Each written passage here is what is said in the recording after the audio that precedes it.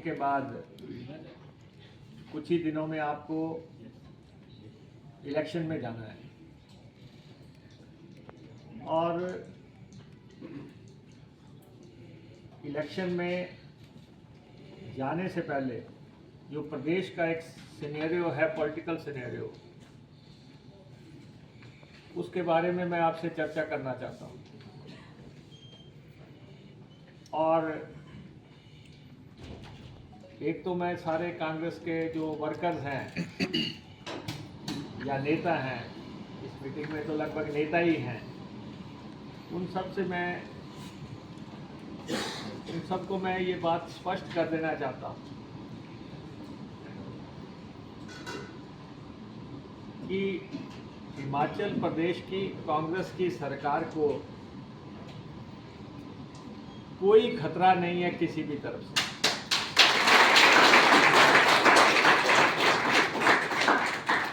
ये अपने मन से, दिमाग से, मस्तिष्क से ये सब वर्कर निकाल दें कि भारतीय जनता पार्टी हमारी सरकार को गिरा सकती है। एक साजिश जरूर हुई, साजिश हुई हिमाचल प्रदेश की सरकार को धराशायी करने की, लेकिन कहते हैं जाको राखे साइयां, मार सके ना कोई। और आज जो है मैं प्रतिपक्ष के नेता जयराम ठाकुर जी का बयान देख रहा था। उनका कहना है कि हिमाचल प्रदेश की सरकार जो है वो अल्पमत की सरकार है और वो जहां भी जा रहे हैं, जिस भी मीटिंग में जा रहे हैं, एक ही बात कह रहे हैं कि 4 जून को हिमाचल की सरकार गिर जाएगी। एक साथ 2 सरकारें बनेंगी, एक सरकार जो है दिल्ली में बनेगी, एक सरकार हिमाचल में बनेगी। तो जो वो प्रचार पूरे प्रदेश में चला रहे हैं इस वक्त, उसका मुंह तोड़ जवाब देने की जरूरत है और एक एक वर्कर को देने की जरूरत है। मुनासिब है, कैमरे पे बात हो रही है, कैमरे वाले जो है मीडिया के लोग जो हैं, मुनासिब है कि किसी वर्कर की नाराजगी भी हो सकती है, इतना बड़ा परिवार है, लेकिन अंततः हम सब कांग्रेसी हैं। कांग्रेस का वजूद है तो हम सब का वजूद है। तो मैं सारे कार्यकर्ताओं से ये कहना चाहता हूं कि अब जो सारी बातें हैं वो करेंगे 4 जून के बाद बैठ के, लेकिन उससे पहले एक संकल्प लेके इस सभागार से आपको निकलना है कि चुनाव सबने जो है अपना चुनाव समझ के लड़ना।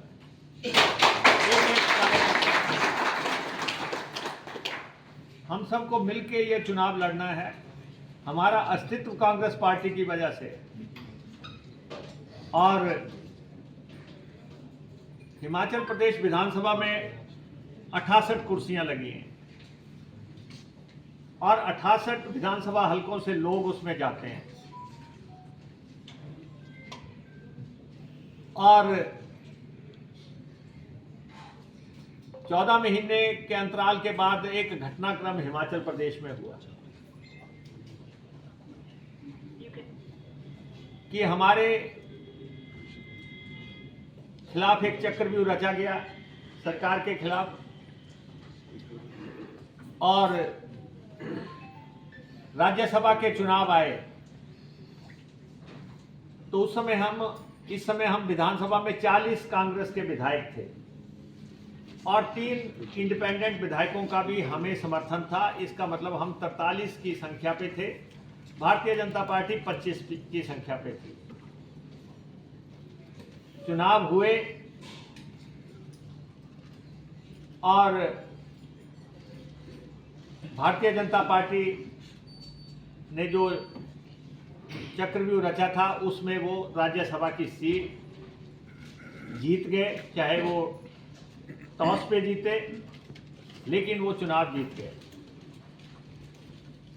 बस वही एक दिन उनका दिन था, वही दिन था उनका। उसके बाद भारतीय जनता पार्टी हिमाचल प्रदेश की ऐसे चक्रव्यूह में फंस गई है। आज सबसे बड़ा विद्रोह अगर है तो भारतीय जनता पार्टी के अंदर चल रहा है। अगर सबसे बड़ी बगावत चल रही है तो भारतीय जनता पार्टी के अंदर चल रही है। भाजपा के नेता, भाजपा के कार्यकर्ता, ये जो 9 लोग कांग्रेस से गए हैं या निर्दलीय गए हैं, इनको बर्दाश्त करने के लिए तैयार नहीं। जगह जगह बैठकें हो रही हैं, जगह जगह मीटिंगें हो रही हैं कि कुछ भी हो जाए, ये कांग्रेस से जो आए हैं इनको हराना है। टिकट चाहे ये भारतीय जनता पार्टी के एक फार्मूले के तहत लेके आ गए हैं, लेकिन भारतीय जनता पार्टी का आम कार्यकर्ता संकल्प ले चुका है कि कांग्रेसियों को हम अपनी टिकट पे बर्दाश्त नहीं करेंगे। और आपने देखना नतीजे उसी तरीके से आएंगे और विधानसभा की 6 की 6 सीटें कांग्रेस जीतेगी। आप किसी भी कॉन्स्टिट्यूंसी में चले जाओ, जो 6 सीटें खाली हुई हैं, हर जगह भाजपा के लोगों को मनाने का प्रयास चल रहा है। पार्टी भागी हुई है, नेता भागे हुए हैं, पार्टी के अध्यक्ष जा रहे हैं, पूर्व मुख्यमंत्री जिनकी सदस्यता गई है, उन्होंने कल्पना भी नहीं की थी कि राज्यसभा की वोट डालने के बाद वो हिमाचल प्रदेश विधानसभा के सदस्य नहीं रहेंगे। उनको लगता था कि हमने वोट डाल दी, हम अनअटैच्ड मेंबर हो जाएंगे, पार्टी हमें अनुशासनहीनता के चलते जो है नोटिस देगी, नोटिस करने के बाद हमने अनुशासनहीनता की, हम जो है अनअटैच्ड मेंबर हो जाएंगे, हम कांग्रेस पार्टी के सदस्य नहीं होंगे। लेकिन उन्होंने कभी ये नहीं सोचा था कि 6 की 6 की सदस्यता चली जाएगी। देश की सर्वोच्च अदालत सुप्रीम कोर्ट ने भी उनको रिलीफ नहीं दिया, और अंततः सबसे बड़ी अदालत ने उनको रिलीफ नहीं दिया, और अंततः जो है 6 लोग जो है विधायक से पूर्व विधायक हो गए। विधायक से पूर्व विधायक हो गए, जिनको 5 साल के लिए चुना गया था, वो 14 महीने में पूर्व विधायक हो गए। और अब जो 3 निर्दलीय हैं जिन्होंने इस्तीफा दिया है, अब वो कह रहे हैं हमारा इस्तीफा स्वीकार करो। भारतीय जनता पार्टी को लगता है कि अगर इन 3 का इस्तीफा स्वीकार ना किया तो कांग्रेस को तो एक ही सीट की आवश्यकता होगी 68 के हाउस में। तो उन्होंने पूरा उन पे प्रेशर किया है कि आप इस्तीफा दो। ऐसी बहुत सी जजमेंट्स हैं देश की अदालतों की जिसमें इस्तीफा स्वीकार करना स्पीकर के अधिकार क्षेत्र में है, और स्पीकर को इस्तीफा स्वीकार करने से पहले अपने आप को संतुष्ट करना है कि भाई किसी ने इनसे दबाव में इस्तीफा तो नहीं दिलवाया है। वो पूरी इंक्वायरी करने का अधिकार स्पीकर के पास है। तो स्पीकर साहब जब उनको नोटिस दे रहे हैं और उनसे पूछ रहे हैं, भाई आज आप विधायक हैं, आप इस्तीफा दे के दोबारा चुनाव लड़ेंगे, फिर आप क्या बनोगे, विधायक बनोगे, तो फिर आप इस्तीफा क्यों दे रहे हो? आज भी आप विधायक हो, आपको जनता ने चुन के भेजा, आप फिर जाओगे, फिर भी विधायक बनोगे। तो ऐसी परिस्थिति खड़ी हो गई है कि 68 में से अभी तक 6 जो है बाहर हो गए। हाउस जो है 62 लोगों का हाउस हो गया। 62 में से 34 आदमी हम हैं कांग्रेस के और 25 आदमी बीजेपी के हैं। इसका मतलब बीजेपी और कांग्रेस में 9 वोटों का अंतर है। और 62 के हाउस में हमें आदमी कितने चाहिए? 32। हमें 32 आदमी चाहिए, हम तो 34 हैं। अगर 3 जो इंडिपेंडेंट जो हैं अगर वो भी चले जाएं कि उनका फैसला आ जाए कि इनका भी चुनाव हो जाए, तो हाउस हो जाएगा 59 का, 59 का। तो हमारे पास 34 हैं, उनके पास 25 हैं, फिर भी सरकार नहीं जाती। मान लो 9 के 9 के चुनाव हो जाते हैं, हाउस फिर से 68 का हो जाता है, तो हमें 68 के हाउस में हमारे पास 34 है, हमें एक सीट चाहिए, और उनको 68 का हाउस में जो है 35 करने के लिए 10 सीटें चाहिए। 9 का इलेक्शन हो रहा है।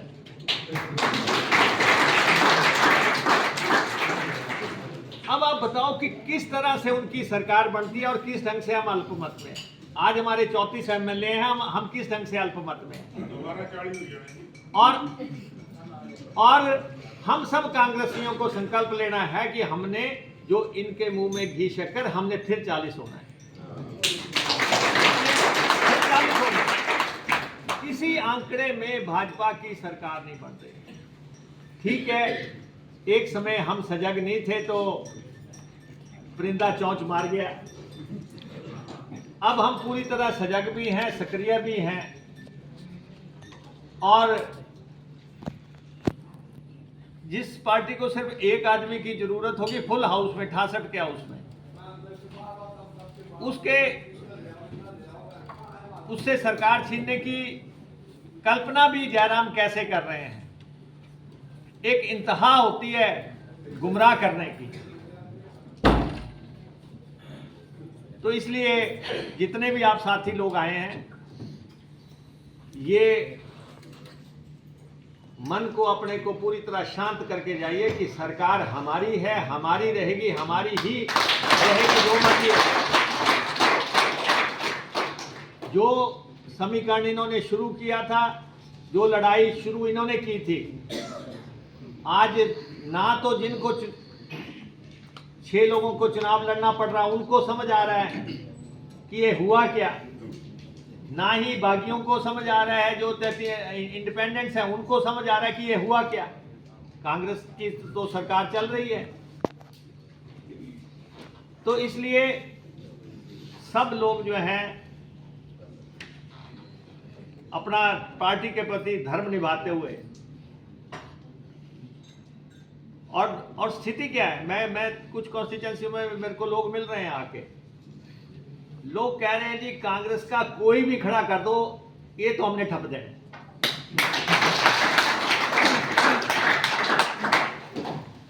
तो स्थिति ये है कि ठीक है, टिकट एक को मिलेगा, वो भी अपने आप को कोई पाटे खा ना समझे, क्योंकि इस समय लोगों का मन में बहुत गुस्सा है, लोग बहुत अशांत हैं। ये हिमाचल प्रदेश की ना संस्कृति थी, ना ये हिमाचल प्रदेश की सभ्यता थी कि सरकार गिराई जाए, कि सरकार के खिलाफ साजिश रची जाए। ऐसा कभी नहीं हुआ कि 5 साल के लिए एमएलए चुने जाए, 14 महीने में बाहर हो जाए। ऐसा भी नहीं है जो विधायक हैं वो कहते हैं हमने दोबारा चुनाव लड़ना।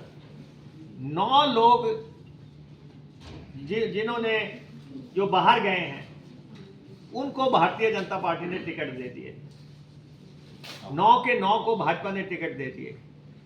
अब जयराम बताएं तो हमारा स्पष्ट तौर पे ये कहना है कि प्रतिभा सिंह चुनाव क्यों नहीं लड़ेगी। पार्टी की अध्यक्ष हैं, सिटिंग सांसद हैं, उनकी सीट है, उनको चुनाव लड़ना होगा। पार्टी एकजुट है, और आप ऊना के लोगों को आपको बहुत फख्र होना चाहिए, ऊना के लोगों को आपको बहुत फख्र होना चाहिए मुकेश अग्निहोत्री पे और बबलू पे।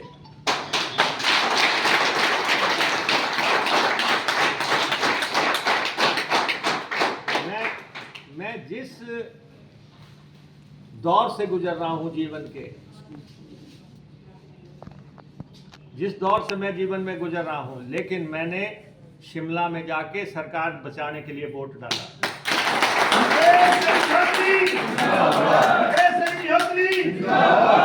बलविंदर बबलू जो है हॉस्पिटल में एडमिट थे, इन्होंने जो है जाके वोट डाला। तो ऊना के लोगों ने एक इतिहास कायम कर दिया सरकार बचाने का। विपरीत परिस्थितियों में दोनों अगर ये सोचते रहते कि हमारे पर तो ऐसी परिस्थितियां हैं कि हम वोट नहीं डाल सकते जाके, लेकिन हमने वोट डाला, सरकार बचाई और सरकार आगे के लिए जो है जितने दिन वहां पे विप लगा रहा हम वहीं पे रहे। बजट भी पास हुआ और उसके बाद सरकार भी स्टेबल हुई और उन शक्तियों को भी बहुत धक्का लगा है। जो लोग ये सोचते थे कि रात के अंधेरे में, कुछ लोग तो उस दिन सुबह 7:30 बजे गवर्नर हाउस में चले गए थे कि शाम को हमें शपथ दिलाई जाए। मैं उनका नाम ज्यादा नहीं लेना चाहता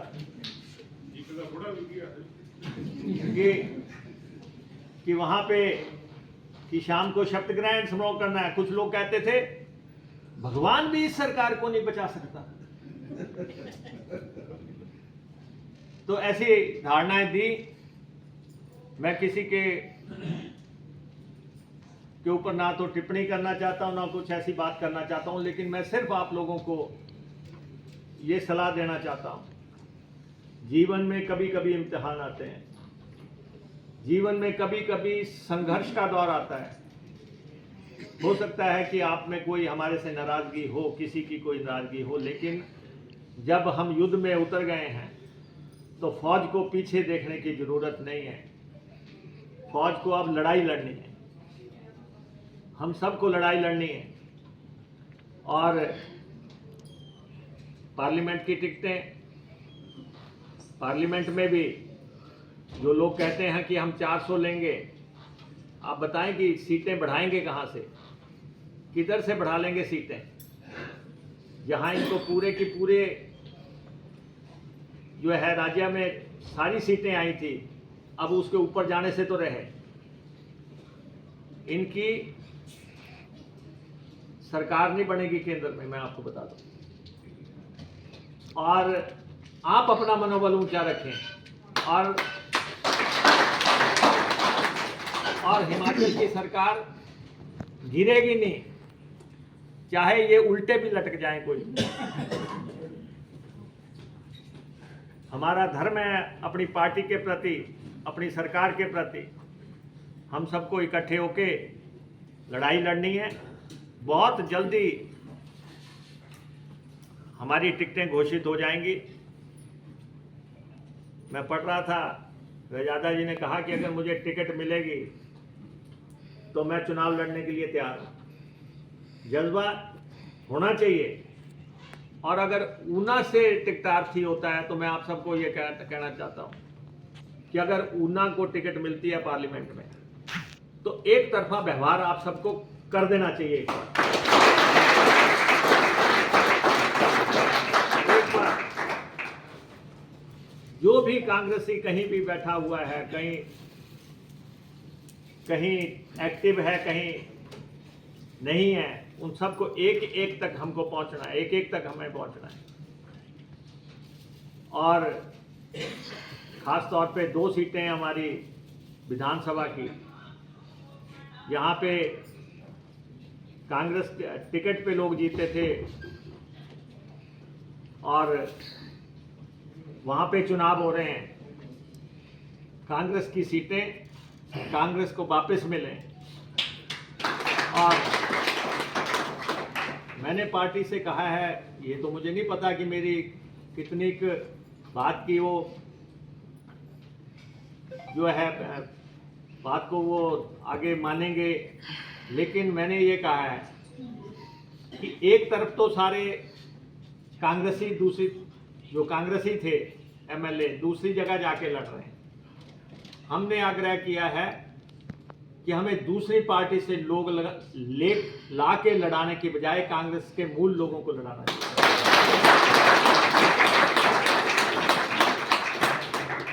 कांग्रेस के लोग जिन्होंने इन लोगों को जितना, अभी तो लड़ाई हो रही है कांग्रेस वर्सेस कांग्रेस के बागी, भाजपा तो कहीं नहीं है। भाजपा का इसीलिए सारा वर्कर हताश है। बहुत जबरदस्त चिंगारी उठी हुई है भाजपा में। भाजपा के लोगों ने जीवन में कल्पना नहीं की थी कि उनके साथ ऐसी बुरी हो सकती है कि 9 इलेक्शन हो रहे हो, एक भी टिकट ना मिले एक भी कार्यकर्ता को। ऐसा कभी किसी के साथ नहीं हुआ कि किसी पार्टी के 9 इलेक्शन हो रहे हो, एक भी बंदा उनका ना हो पार्टी का, और उन सबको कहा जाए कि जाके लड़ो। सारा दिन वो जो है इसी बात में गुजार रहे हैं। जिसको टाइम लगता है एक दूसरे को फोन कर रहे हैं कि ये क्या हो गया। नहीं हुआ कि किसी पार्टी के 9 इलेक्शन हो रहे हो, एक भी बंदा उनका ना हो पार्टी का, और उन सबको कहा जाए कि जाके लड़ो। सारा दिन वो जो है इसी बात में गुजार रहे हैं। जिसको टाइम लगता है एक दूसरे को फोन कर रहे हैं कि ये क्या हो गया। और जो शब्द उनके नेताओं ने प्रयोग किए हैं, मैं तो ऐसे शब्द प्रयोग भी नहीं करना चाहता। कोई कह रहा है कि नो ग्रह आगे ना आगे, मैं नहीं इस बात में जाना चाहता, क्योंकि हम किसी के खिलाफ टिप्पणी नहीं करना चाहते। लेकिन जयराम ठाकुर जी को ये मैं कहना चाहता हूं कि लोग कह रहे हैं कि लालच के लिए आपने पार्टी गिरवी रख दी, आपने अपनी सत्ता के लिए सारी पार्टी गिरवी रख दी। लोग कह रहे हैं, ये मैं नहीं कह रहा हूं, सारे प्रदेश में ये संदेश है। तो इसलिए जनाब का बिगल बज रहा है और पार्टी से धोखा हुआ है, पार्टी के खिलाफ षड्यंत्र हुआ है, सरकार के खिलाफ साजिश हुई है। आप सब लोग एक संकल्प के साथ इस चुनाव में उतरें। इस लड़ाई को निर्णायक लड़ाई बना के पार्लियामेंट भी हम जीतेंगे और विधानसभा की सीटें फिर से सारी कैप्चर करके हम अपनी सरकार को फिर से मजबूती प्रदान करेंगे। आप सब आए, आपका आभार। और हालांकि मैं पहली मीटिंग में आ रहा हूं, मुझे अभी तक मैं सार्वजनिक सभाओं में आ नहीं रहा हूं, लेकिन क्योंकि सारी पार्टी का दबाव था और सारे नेताओं का दबाव था, खासतौर पर रजादा जी का कहना था कि आपको हर हालत में आना है, तो मैं आपके बीच में आया, आपने मुझे सुना, मैं आपका बहुत बहुत आभारी हूं।